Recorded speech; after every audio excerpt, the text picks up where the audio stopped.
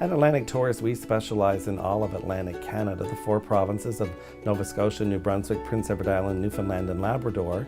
And really, we have 2 main touring programs. Generally, people will come and do the Maritimes at one visit, and then Newfoundland and Labrador on a future visit. But once again, each of these programs are generally almost 2 weeks in length, and they can be cut down as well into smaller versions. So the first program that we're going to talk about today is the Circle the Bay of Fundy program.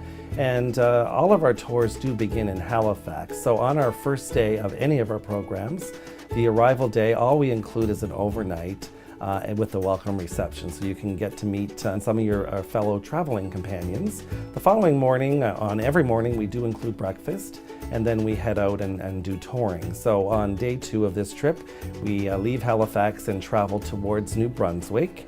And this tour is focused around the Bay of Fundy. So we're going to get to see why we have the highest tides in the world, or hear about that. We're going to be able to walk on the ocean floor and learn about the types of seafood that you can experience or taste in the Bay of Fundy. Our first morning stop is at a traditional farm market where you can pick up some supplies to have throughout your trip. It's a great spot to have a nice cinnamon bun or some other treat. And then we travel to the UNESCO World Heritage Site of Joggins. And Joggins will have an interpreter that'll take us out on the beach, and we can hold in our hand some of the fossils, and it's right there on the Bay of Fundy. After that, we travel into New Brunswick, where we're going to get on a lobster boat and go out, haul up a lobster trap, and actually get to eat lobster right on the boat. Don't worry, if you're not a lobster eater, there is an alternative for you. We overnight in the bilingual city of Moncton. The following day, we head more along the Bay of Fundy, and we stop our first visit to Hopewell Cape, where we visit the giant flower pot rocks. This is a great spot to see the changing of the tides. Once again, we'll have an interpreter, we'll get down on the beach and explore. Later in the day, we'll travel through Fundy National Park and end our day in the port city of St. John, New Brunswick, where we do 2 nights.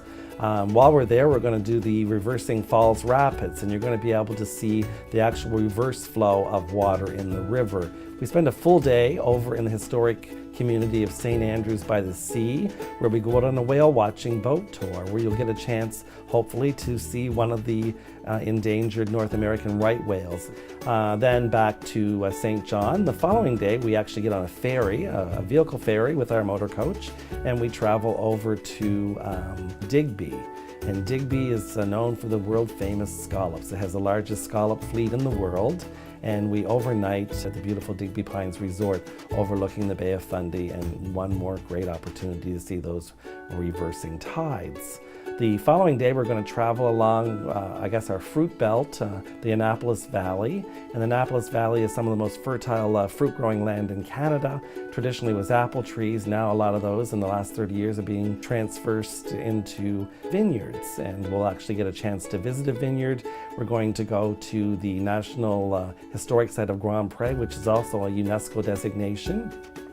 And Grand Pre tells the story of our first settlers, the French, who came in 1604. And we're going to learn what happened with that land. It changed hands a number of times between the French and the English, and the site today, it depicts the deportation in 1755. Later in the day, we're going to return to Halifax, where if you're doing the Bay of Fundy trip, your trip will be completed. You'll get your overnight, and you would fly home the next day. Should you be staying on for the whole 2-week trip, the Enchanting Islands begins this day. All of those guests arriving on the Enchanting Islands tour will arrive once again at welcome reception. Those that have just returned for the Bay of Fundy trip are welcome to join and meet their new traveling companions.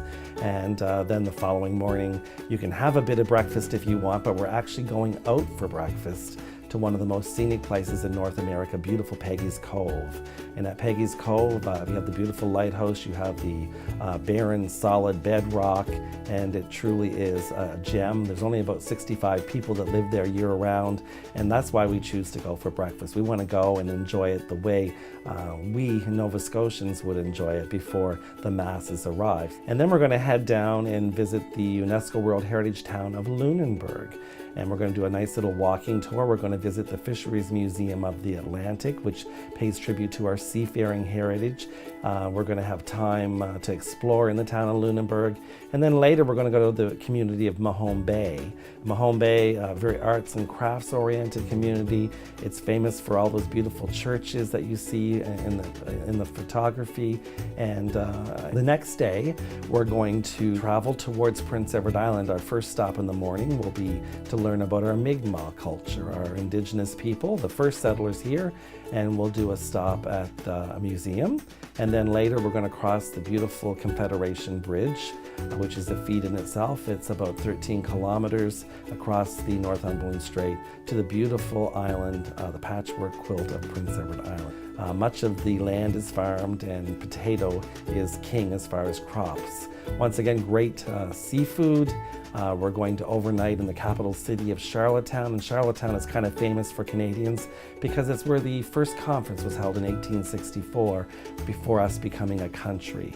While we're on the island, we're going to go to the musical Anne of Green Gables. Of course, Anne of Green Gables is famous in Prince Edward Island because Lucy Maud Montgomery, the author, was born there, and she wrote all of her famous stories there. And this musical has been running since 1967 and is truly a world-class event. We go out the next day and tour the island itself. We visit Canada's smallest national park, Prince Edward Island National Park. We get to see some of the red sand beaches. We'll get to go out and stick our feet in the water. And we'll also visit Green Gables Heritage Site, which is the national park which pays tribute to the Anne of Green Gables story. Before returning to Charlottetown, we go for another lobster dinner, this time a hot lobster dinner with all-you-can-eat mussels and chowder and all kinds of different pies, fresh rolls. Truly a wonderful experience before returning to the capital city of Charlottetown. The next day we will depart Prince Edward Island. This time we're departing by ferry, so you can get a feel of what Prince Edward Island was like before the bridge. And we're heading back to Nova Scotia. When we arrive in Nova Scotia, we're going to travel up to the island portion, Cape Breton Island, where we do a 2-night stay in Bedeque.